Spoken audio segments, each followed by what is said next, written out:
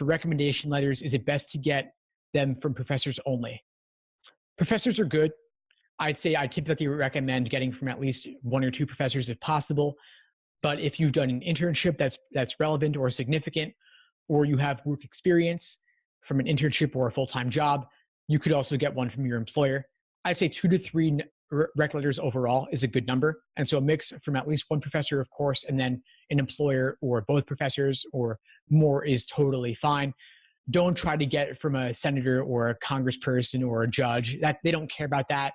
They really want to know that it's someone who knows you personally and can speak to your work ethic and your abilities. So value the closeness of the connection and the degree of personalization of the letter over just how impressive the person might sound.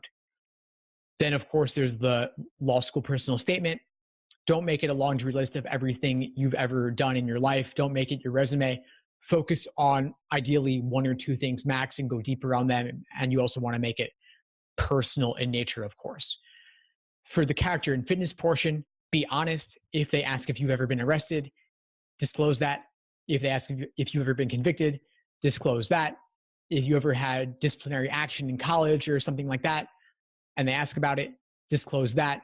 If you lie or anything or fail to disclose, then you may have a big problem when it comes time to go before the bar and get admitted to the bar as a JD and have a license to practice law. And you wouldn't want to go through 3 years of law school and invest yourself in that only to never be able to practice law due to some silly failure to disclose earlier, way back when you were applying. So definitely recommend honesty there. It's well worth it. Of course, there's also a couple other essays you can submit. There's the diversity statement, which covers anything unique you might bring. If you're from an underrepresented group, you could talk about that. But even atypical diversity statements could work well. Like if you have a unique hobby, or let's say you're from a part of the country they don't typically get applicants, and you have geographic diversity, that's considered valid and useful to include as well. Or if you had a rough upbringing or came from a poor background or something and you had to overcome obstacles, or a child of immigrants or something, that's definitely worth including there too.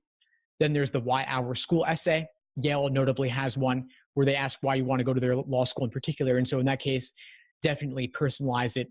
Talk about specific professors. You could name them, name particular classes or electives or clinics or extracurriculars that you might want to talk about. Mention those specifically. If you visited campus, mention that. If you have had the chance to know an alum of the law school, you could include that as well, just to show that you have some familiarity with the law school in particular. I hope that was helpful. For the personal statement itself, I guess one other thing I should mention is that you want to be ideally max 2 pages double spaced. And so for a rough draft, I recommend making it 3 to 4 times as long. And then you could, of course, cut it down bit by bit and turn as your rough draft goes towards a final draft and have people look it over. Have friends, family, professors, other applicants, folks like myself. As an LSAT coach, I work with my students on their essays as well. You could even go on LinkedIn and ask alums of that law school to give it a read. Believe it or not, even total strangers are sometimes happy to help out. I was speaking with a current Columbia law student recently, and she mentioned that she did this and got like 40 people to read her essay. And how awesome is that? That's potentially great feedback to improve it, because you never know what insight someone might share that could help you out there.